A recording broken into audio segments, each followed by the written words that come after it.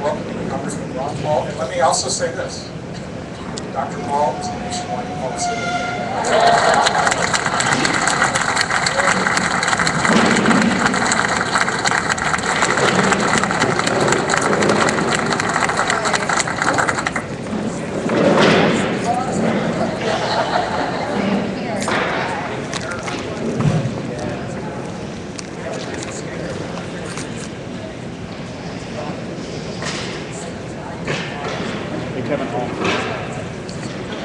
Hey, Bob.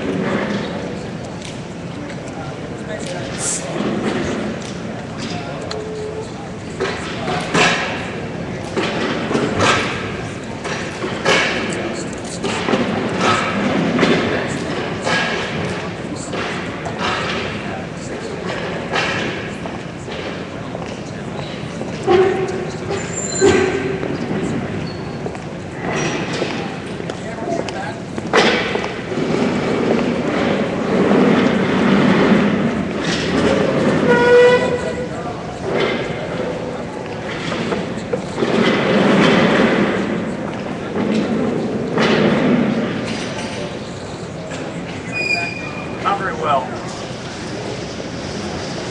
How's that? There you go.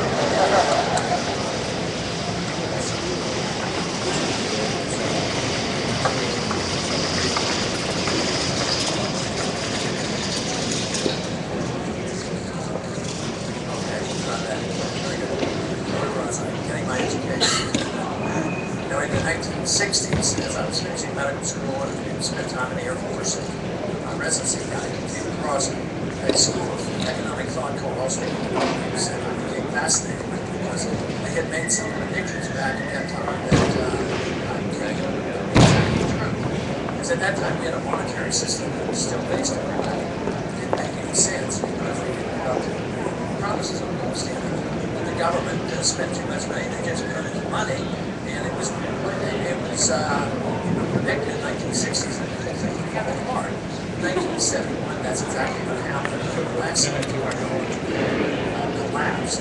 I became convinced that it ushered me in an age of big spending, big government, doing things we shouldn't be doing, and it would end up in a bad financial crisis. I think that is exactly what has happened. The reason why this is so important, we talk a lot about taxes, and that's important, but we don't understand the connection between spending and a monetary system. Very few people are concerned about the monetary system, more so now than it was 4 years ago, because with the collapse of the financial bubble in 2008, a lot of people pay more attention, a lot more attention about what the Fed and finding out what the Fed had been doing.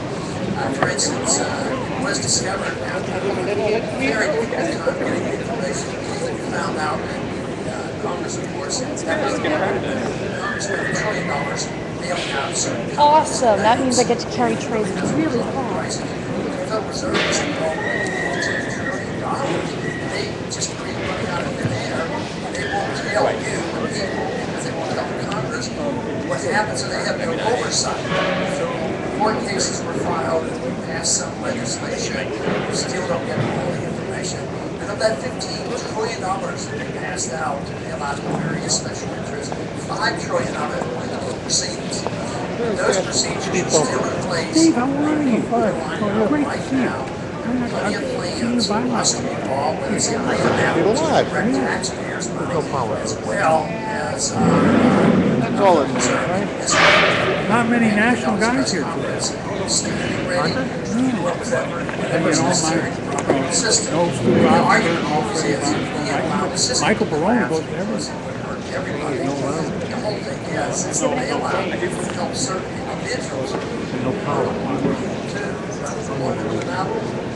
We're supposed to all these programs, these credit and the community reinvestment act was supposed to help make sure everybody had a house. Guess what? They lost their houses, collapsed, the prices crashed, and they didn't have jobs. So the whole system doesn't work. So with this conviction of how the monetary system is tied to spending, and it dawned on me that if we were to live within our means and live within the Constitution, we wouldn't have the foreign policy we have, we would philanthropy, banking system, those individuals in Washington like to spend money. And unfortunately, both sides of their like to spend money. Because Republican or Democrat, if you spend money and it looks like you're bringing something back to people, It's unfucking believable. And it works for a while. It's the stupidest people on earth. The market always wants to correct excessive spending and excessive debt and malinvestment. That's what recessions are all about. And for the most part, since the early 1970s, by spending more money and inflating the currency, we tended to hold the corrections in place. Actually created a bigger bubble. Started to be pretty significant in the year 2000. We've been going downhill nationally since the year 2000 because we've had no new jobs, net new jobs. We have 30 million new people in this country. Real unemployment is probably 20%. So the system really hasn't worked, but the spending continues. Now we have faced, especially in the year 2008, when the financial bubble really burst. And now, what are the tools that they've been using to take care of recessions in the last 20 years? Spending, printing money, inflate the currency, make interest rates artificially low, spend money, and believe this will stimulate the recovery. It's a Keynesian liberal economic approach, and it doesn't work anymore. Interest rates are zero. Where can they go? The debt now is deficit is 1.6 trillion. The national debt is 15 trillion. Now, this week is a historic week because it's the first time in our history that the national debt over our total GDP. All the wealth in this country now we have more debt. That's never happened in the world when that was the case. That means it's very, very serious. The problem, though, has been that the appetite has been greater than the responsibility of paying. Also, the appetite for government is not related to anything in the Constitution, because the Constitution was written to limit the skills of government, especially. And it was there to do a few things. Article 1, Section 8 tells us what we're allowed to do. But today, we totally ignore it. We have, just think how long we've had federal government involved in education. Good many years. And Republicans don't like education, which we had in our platform. Get rid of the Department of Education. When we finally had the presidency in the House and Senate, we doubled the size of the Department of Education. So we're not getting anywhere. And we regulate too. Regulations are devastating to marketplaces. So we just, the Congress just passed Dodd-Frank. This is very devastating. And it's going to cost them, it's estimated it will cost business people $1 trillion. And Sarbanes-Oxley, which was a consequence of the collapse of Enron, passed by the Republicans, it's costing us $1 trillion too. And they wonder why the country isn't healthy for jobs, why they move overseas. It was a time when just high labor costs and union wages pushed some people out of business, the car business and the steel business and others, and they could move south. But right now the conditions are so bad, offshore. And this has been going on. A lot of people, Republicans especially, would like to say it was all Obama's fault. He didn't do anything to help.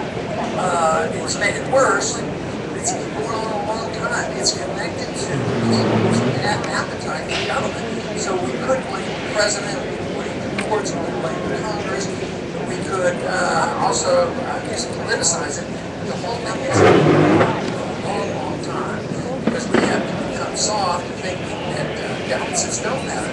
Both liberals and conservatives have made that comment. Deficits don't matter.